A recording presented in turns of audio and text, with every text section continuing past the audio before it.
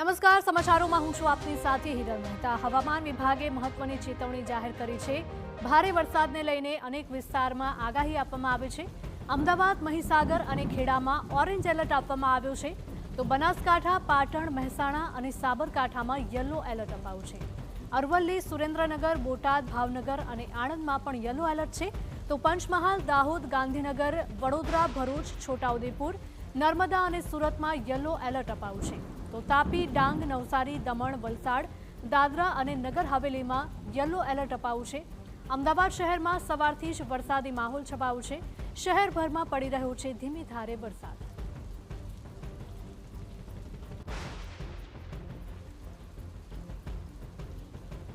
તો સવારે 10 વાગ્યા સુધી હવામાન વિભાગે આગાહી આપી છે। અમદાવાદ, મહીસાગર અને ખેડામાં ઓરેન્જ એલર્ટ આપ્યું છે, તો બનાસકાંઠા, પાટણ, મહેસાણા અને સાબરકાંઠામાં પણ યલો એલર્ટ અપાયું છે। તો અરવલ્લી, સુરેન્દ્રનગર, બોટાદ, ભાવનગર અને આણંદમાં પણ યલો એલર્ટ આપ્યું છે। પંચમહાલ, દાહોદ, ગાંધીનગર, વડોદરા, ભરૂચ, છોટાઉદેપુર અને નર્મદા તથા સુરતમાં યલો એલર્ટ આપવામાં આવ્યું છે। તો તાપી, ડાંગ, નવસારી, દમણ, વલસાડ, દાદરા અને નગર હવેલીમાં પણ યલો એલર્ટ આપવામાં આવ્યું છે।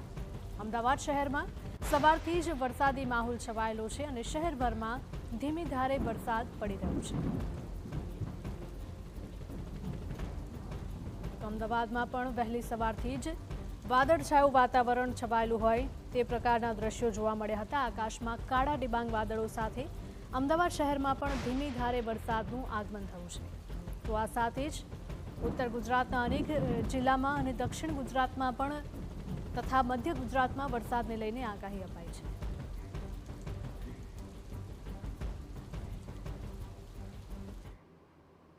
વધુ માહિતી સાથે અમારા સંવાદદાતા હરીન જોડાયા છે। હરીન, જણાવશો કે અમદાવાદ શહેરમાં વરસાદી માહોલ જામ્યો છે। આપ કયા વિસ્તારમાં છો અને કેવો વરસાદ?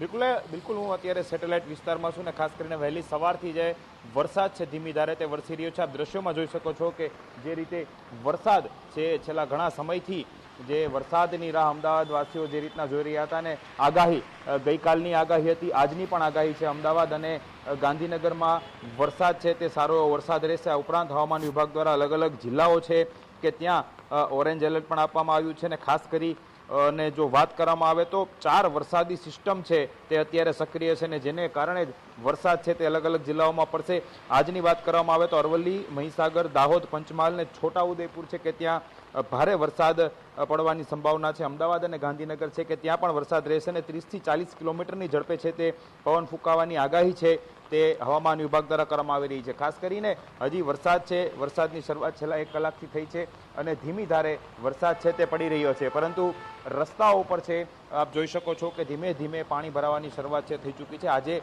સંપૂર્ણ દિવસ દરમિયાન વરસાદની આગાહી છે તે હવામાન વિભાગ દ્વારા કરવામાં આવી છે।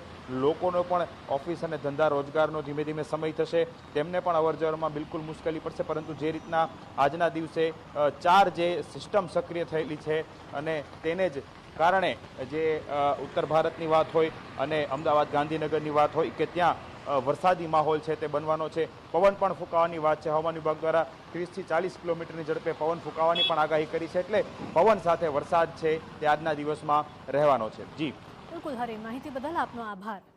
તો આજે હવામાન વિભાગે ઘણા વિસ્તારોમાં ભારે પવન ફૂંકાવાની સાથે વરસાદની પણ આગાહી આપી છે। અમુક વિસ્તારમાં યલો તો અમુક વિસ્તારમાં ઓરેન્જ એલર્ટ પણ આપવામાં આવ્યું છે।